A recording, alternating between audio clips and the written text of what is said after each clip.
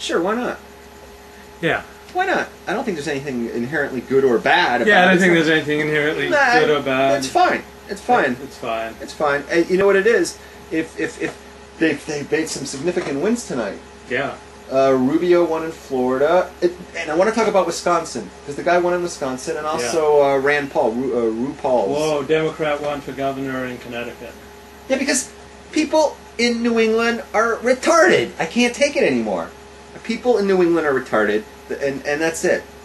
Okay, we're talking about Rand Paul. Oh, RuPaul. Wait, RuPaul's a cross-dresser. Right, I would vote for him in a heartbeat. Rand Paul won. You have all these Tea Party people, right? Right? Yeah. They made significant gains. You can't just, flim-flammy win 3 key Senate races unless you're dead. Something's going on, right? Yeah. And they still can gain more tonight, too, because Engel's still up. And Miller in Alaska. Miller in Alaska, right. That'll probably get her to a... And the governor of South Carolina, what's her name? Yeah, she won, Nikki Haley. Nikki Haley, or whatever. Haley. Even the 2 men signed affidavits that they'd had. I was almost signed an affidavit. I did have a short thing. I was actually going to talk to Gawker and just so you say I bang.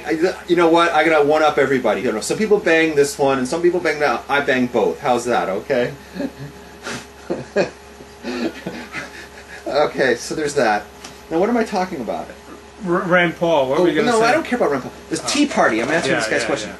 The Tea Party. See, now if everybody gets their way, they're going to lower the taxes, which is good because Jews get to hold on to their money and spend more for tzedakah and give more to people like me. Yeah. So they get they can give more tzedakah and they can afford to pay for the yeshivas rather than giving the money to the government to have them siphon it off for some a corrupt politician, basically, right? Or it's never subsidized bad behavior by the underclass. It doesn't even get to people. It all stays with administration. My family is all in government.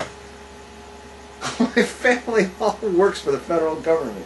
It's all doesn't go anywhere to do nothing. Okay, it's just welfare. It's welfare. They hire people. They put them to work for the government. And they push a few pencils around. Okay, so I would say it's a very good thing because the Jews get to hold on to their money, so there's more Yiddish geld. Then they can, so in that respect, it's good. And makes America stronger. The economy's doing better. Look at that. The whole thing is red. Hey, you like that? Republicans have picking up 32 seats in the House. Yeah, I that's going to be a crushing blow. They got rid of that Pelosi. See, they're these exit polls. They keep talking to people, say, why did you vote? And they're like, is this a referendum on Obama? Is this about the jobs? And is this about the health care? I don't think it's any of those. You want to know what I think it is? What? People are tired of this, of the triumvirate of Pelosi, Reid, and Obama shoving anything and everything they want because they have this, this majority. They control everything. Mm-hmm. And they're pushing like the socialized everything. They're being reckless with everything that they do. They don't care about us. They've locked everybody who disagrees, and we're demonized for disagreeing with them. I think the fact that there's jobs is irrelevant. The fact that there's unemployment or there's the health care, these things are not. These are symptoms. The overriding thing is that these people have this power, and you could only be reconciled, right? Yeah. If everything was going great. Yeah. If you're so smart and you want us locked out, I want to see me making $100,000 a year, and my neighbors all making $100,000 a year, right? And we all have whatever it is, right? Yeah. But if we all have problems and you're locking us out, fuck you, you're fired. It's what I mean? It's the attitude more than it's the arrogance, it's the attitude, it's name-calling everybody who disagrees with that triumvirate, right? You agree with me on this? Yeah. And that's the problem. So I don't think it's like a referendum on this guy or that, you know what I mean? It's like, get Pelosi out of there, get Reid out of there, get Obama out of there. That's what this is a message on, right? Yeah. It's not their agenda, it's the way they do business. And I think it's evil what they've done. I think that they've demonstrated in 2 years that the Democrat controlling everything is an experiment that it's an exercise we're not going to repeat. This country will never let that happen again. But I don't understand, maybe you have an input on this. Why are people voting for Republican congressmen at the same time they go into the poll and vote for a Democratic senator? I don't get that. Well, most people don't have a worldview. Most people go by their feelings. A combination of their feelings, past experiences, and like, you know, some very fuzzy ideas. So most people don't have a developed political philosophy. So they like this candidate, they like that candidate. They hate Nancy Pelosi, but they like their senator. Well, or they don't want to vote in someone they regard as a nut job. I'm sure a lot of people regard Christine O'Donnell as a nut job. I'm not saying she is. Maybe it's also this. Maybe they want the incumbents out, and a lot of the Democrats who they voted in as senators may have been first time. Were open seats. No? They were open seats. I don't even know enough about that, but like in Europe and Australia, people vote by party, not personality. So America's different that way. Like in Australia, you elect a party, like you vote for the Labour Party or the Liberal Party. In England, you vote for the Conservatives or for Labour. In Europe, you either vote for the Christian Democrats or the Social Democrats. And the party determines who's going to be Prime Minister in a parliamentary system. I hate that. That's like Israel. That's like the state of Israel. Yeah, and I don't like that. That's similar to you know what? I like get rid of all the parties and just have individuals run. What's wrong with that?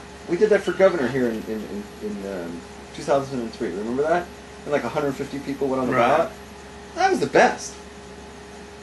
Well, party is significant in that you talk about moderate Democrats, but even the so-called moderate Democrats all voted for Nancy Pelosi as House Speaker. They wouldn't now.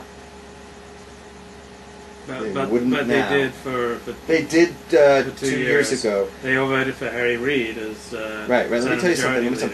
If she had barely held on to it, which she was never going to do, right? Let's say like she did.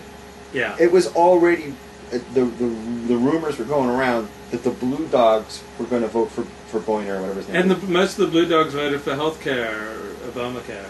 And the ones who did got knocked out. They got knocked out, but they were willing to lose their political futures so that they could enact socialism. Like they believed so strongly in socialism, even they won't call it that. I mean, the Democrats should say we're the Socialist Party, because that is what they stand for. And socialism doesn't mean the government owns everything.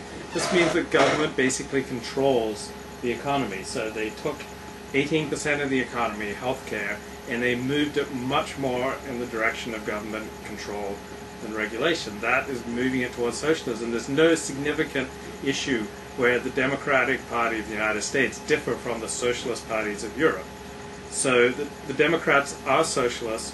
They vote for socialist leaders such as Barack Obama, Harry Reid, Nancy Pelosi, and every single Republican, no matter how liberal.